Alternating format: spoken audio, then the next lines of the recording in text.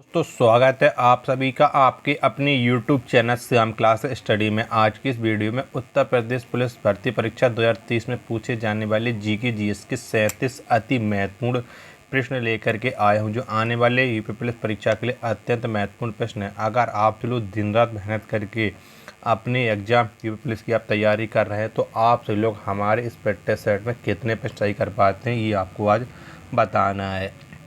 आपको कम से कम 25 प्रश्न तो सही करने ही। अगर आप 25 प्रश्न भी सही नहीं कर पा रहे हैं तो आप टाइम पास कर रहे हैं, अपना कीमती समय आप बर्बाद कर रहे हैं, पढ़ाई के नाम पर अपने आप को धोखा दे रहे हैं। तो साथ ही आज के प्रैक्टिस सेट को पूरा करिएगा। प्रैक्टिस सेट को पूरा करने के बाद आप इस प्रैक्टिस सेट में कितने प्रश्न सही कर पाते हैं, ये आपको बताना है। प्रैक्टिस सेट पसंद आता है तो वीडियो को आप लाइक कर देना।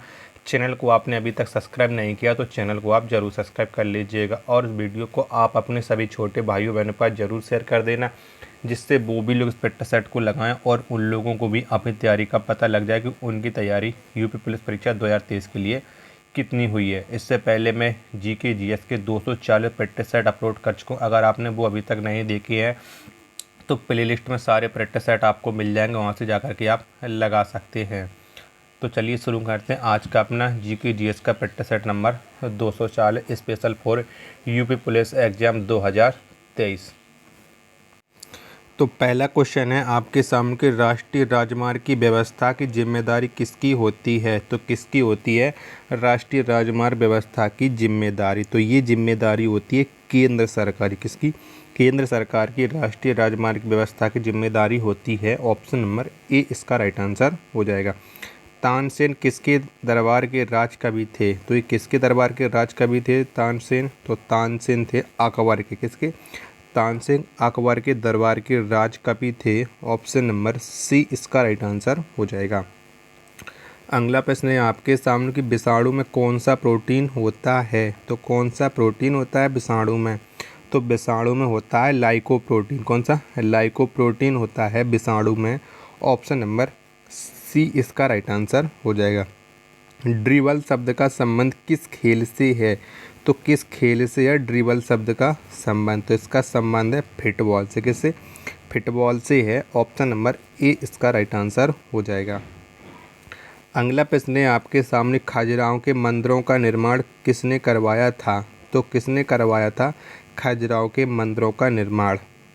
जो मध्य प्रदेश में स्थित हैं, तो खजुराहो मंदिरों का निर्माण करवाया था चंदेल शासकों ने। किसने? चंदेल शासकों ने खजुराहो मंदिर का निर्माण करवाया था।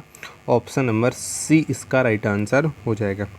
भारतीय औद्योगिक विकास बैंक की स्थापना किस वर्ष हुई? तो कब स्थापना हुई थी भारतीय औद्योगिक विकास बैंक आईडीबीआई की? तो इसकी स्थापना हुई थी 1955 में। कब? 1955 में आईडीबीआई की स्थापना हुई थी। ऑप्शन नंबर बी इसका राइट आंसर हो जाएगा। सॉरी, 1955 नहीं, 1964 में इसकी स्थापना हुई थी। मैं गलत बता चुका हूँ, माफ़ी चाहता हूँ आपसे। 1964 में भारतीय औद्योगिक विकास बैंक की स्थापना हुई थी। ऑप्शन नंबर डी इसका राइट आंसर हो जाएगा। प्रथम ऐतिहासिक सम्राट किसे माना जाता है? तो किसे माना जाता है प्रथम ऐतिहासिक सम्राट? तो ये प्रथम ऐतिहासिक सम्राट माना जाता है चंद्रगुप्त मौर्य को। कैसे? चंद्रगुप्त मौर्य को प्रथम ऐतिहासिक सम्राट माना जाता है। ऑप्शन नंबर बी इसका राइट आंसर हो जाएगा। कश्मीर का अकबर किसे कहा जाता है? तो किसे कहा जाता है कश्मीर का अकबर? तो कश्मीर के अकबर के नाम से जाना जाता है जैनुल अब्दीन को। कैसे? जैनुल अब्दीन को कश्मीर का अकबर के नाम से जाना जाता है। ऑप्शन नंबर ए इसका राइट आंसर हो जाएगा। तुम मुझे खून दो मैं तुम्हें आज़ादी दूंगा किनका कथन है? तो किनका कथन है कि तुम मुझे खून दो मैं तुम्हें आज़ादी दूंगा? तो यह कथन या नारा ये है सुभाष चंद्र बोस का। कैसे? सुभाष चंद्र बोस का। ऑप्शन नंबर डी इसका राइट आंसर हो जाएगा। अगला प्रश्न है आपके सामने कि पंडित रविशंकर का संबंध किस वाद्य यंत्र से है? तो कौन सा वाद्य यंत्र बजाते हैं पंडित रविशंकर? तो इनका संबंध सितार से। किससे? सितार से है पंडित रविशंकर का संबंध। ऑप्शन नंबर बी इसका राइट आंसर हो जाएगा। नेक्स्ट प्रश्न है आपके सामने कि अबुल फजल किस मुगल शासक के दरबार में रहते थे? तो किसके दरबार में रहते थे? अबुल फजल। तो ये रहते थे अकबर के दरबार में, किसके? अकबर के दरबार में रहते थे अबुल फजल। ऑप्शन नंबर सी इसका राइट आंसर हो जाएगा। पंजशीर घाटी किस देश में स्थित है? तो किस देश में स्थित है पंजशीर घाटी? तो ये स्थित है अफगानिस्तान में। कहाँ?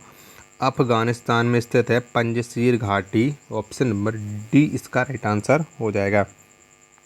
नेक्स्ट प्रश्न है आपके सामने कि जीवाश्मों के अवशेषों का आयु का निर्धारण किस विधि द्वारा किया जाता है? तो कौन सी विधि का प्रयोग करके हम जीवों के अवशेषों के द्वारा उनकी आयु का निर्धारण कर लेते हैं? तो ये करते हैं कार्बन डेटिंग विधि के द्वारा। किसके? कार्बन डेटिंग विधि के द्वारा। ऑप्शन नंबर ए इसका राइट आंसर हो जाएगा। अगला प्रश्न है आपके सामने, क्वेश्चन 14 है आपके सामने कि लोथल बंदरगाह का संबंध किस सभ्यता से है? तो कौन सी सभ्यता से लोथल बंदरगाह का संबंध है? तो इसका संबंध है सिंधु घाटी सभ्यता से। किससे? सिंधु घाटी सभ्यता से। ऑप्शन नंबर बी इसका राइट आंसर हो जाएगा। राष्ट्रीय होम्योपैथी संस्था कहाँ स्थित है? तो कहाँ पर स्थित है राष्ट्रीय होम्योपैथी संस्था? तो ये स्थित है कोलकाता में। कहाँ? कोलकाता में स्थित है राष्ट्रीय होम्योपैथी संस्था। ऑप्शन नंबर बी इसका राइट आंसर हो जाएगा। अगला प्रश्न है आपके सामने कि 3 सेकंड नियम का संबंध किस खेल से है? तो किस खेल से संबंध है 3 सेकंड नियम का? तो इसका संबंध है बास्केटबॉल से। किससे? बास्केटबॉल से इसका संबंध है। ऑप्शन नंबर ए इसका राइट आंसर हो जाएगा।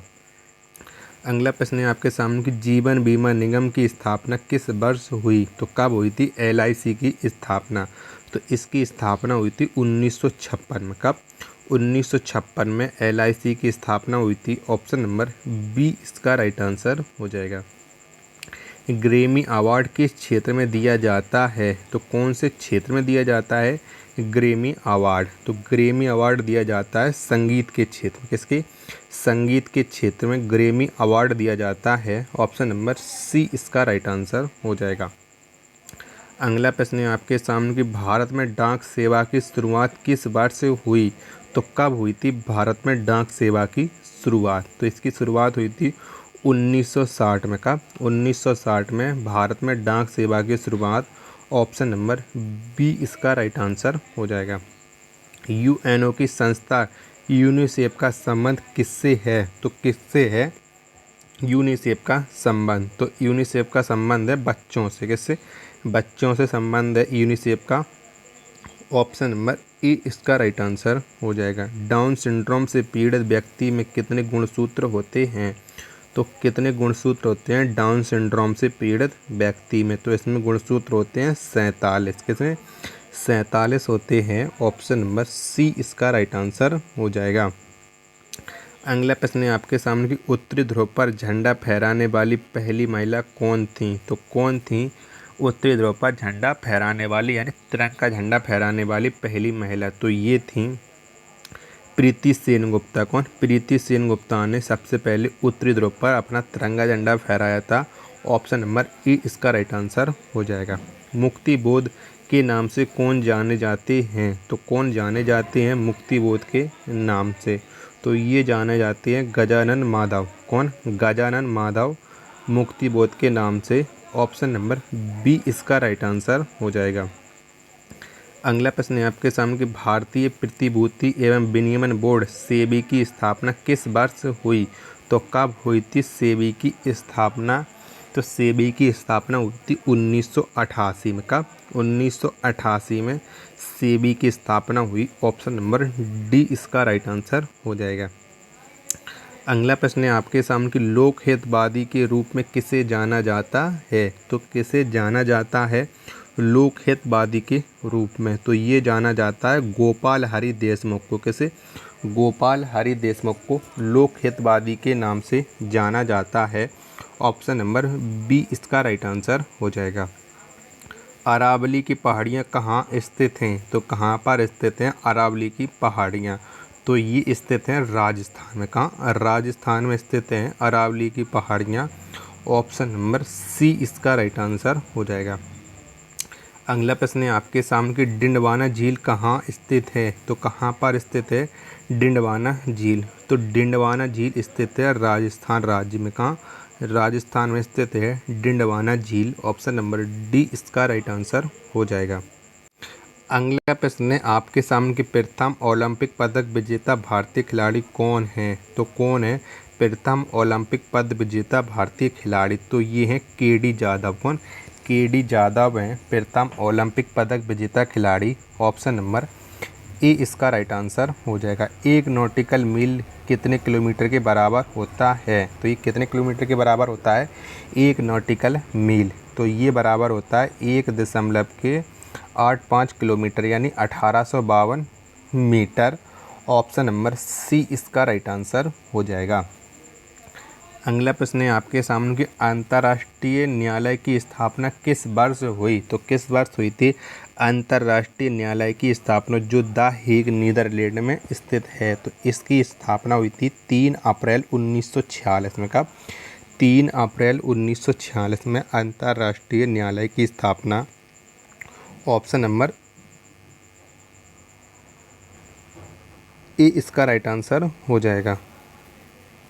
अगला प्रश्न है आपके सामने कि राष्ट्रीय कृषि तथा ग्रामीण विकास बैंक की स्थापना किस वर्ष हुई? तो किस वर्ष स्थापना हुई थी राष्ट्रीय कृषि एवं ग्रामीण बैंक की? तो इसकी स्थापना हुई थी 1982 में। कब? 1982 में। ऑप्शन नंबर डी इसका राइट आंसर हो जाएगा। अगला प्रश्न है आपके सामने कि सिगरेट लाइटर में कौन सी गैस निकलती है? तो सिगरेट लाइटर से कौन सी गैस निकलती है या कौन सी गैस भरी रहती है सिगरेट लाइटर में? ये दो तरह से क्वेश्चन पूछा जाता है। तो इसमें होती है ब्यूटेन गैस। कौन सी? सिगरेट लाइटर में ब्यूटेन गैस होती है। ऑप्शन नंबर बी इसका राइट आंसर हो जाएगा। अफ्रीका और यूरोप को कौन सा जलडमरू मध्य अलग करता है? तो कौन सा जलडमरू मध्य अफ्रीका और यूरोप के मध्य में? तो इसके बीच जलडमरू मध्य स्थित है जिब्राल्टर जलडमरू मध्य, किसे हम कहते हैं जिब्राल्टर की संधि। ये भी ऑप्शन में लिख करके आ जाता है। तो उसका राइट आंसर हो जाएगा ऑप्शन नंबर ए। अगला प्रश्न है आपके सामने कि भारतीय स्टेट बैंक एसबीआई की स्थापना किस वर्ष हुई थी? तो कब स्थापना हुई थी एसबीआई की, ये आपको बताना है। तो एसबीआई की स्थापना हुई थी 1955 में। कब? एसबीआई की स्थापना 1955 में हुई थी। ऑप्शन नंबर सी इसका राइट आंसर हो जाएगा। हुमायूं ने अपनी राजधानी कहाँ स्थापित की थी या कहाँ पर हुमायूं ने अपनी राजधानी बनाई थी, ये आपको बताना है। तो हुमायूं ने अपनी राजधानी स्थापित की थी दीन पनाह में। कहाँ? दीन पनाह। ऑप्शन नंबर बी इसका राइट आंसर हो जाएगा। अगला प्रश्न है आपके सामने कि क्षेत्रीय ग्रामीण बैंक आरबीआई की स्थापना किस वर्ष हुई? तो कब स्थापना हुई थी क्षेत्रीय ग्रामीण बैंक की? तो इसकी स्थापना हुई थी 1975 में। कब? 1975 में। ऑप्शन नंबर डी इसका राइट आंसर हो जाएगा। और लास्ट प्रश्न है आज के प्रैक्टिस सेट का कि हवा का वाष्प घनत्व कितना होता है? तो कितना होता है हवा का वाष्प घनत्व? तो हवा का वाष्प घनत्व होता है 14.4। कितना? 14.4 होता है हवा का वाष्प घनत्व। ऑप्शन नंबर सी इसका राइट आंसर हो जाएगा। तो आप बताइए कि आपने हमारे इन जीके जीएस के 37 अति महत्वपूर्ण प्रश्नों में से कितने प्रश्न सही किए और आपको ये वीडियो कैसी लगी। वीडियो पसंद आई हो तो वीडियो को आप लाइक कर देना। चैनल को आपने अभी तक सब्सक्राइब नहीं किया तो चैनल को आप जरूर सब्सक्राइब कर लीजिए। मिलते हैं पर नेक्स्ट वीडियो तथा नेक्स्ट प्रैक्टिस सेट में। तब तक के लिए धन्यवाद। जय हिंद मेरे प्यारे साथियों।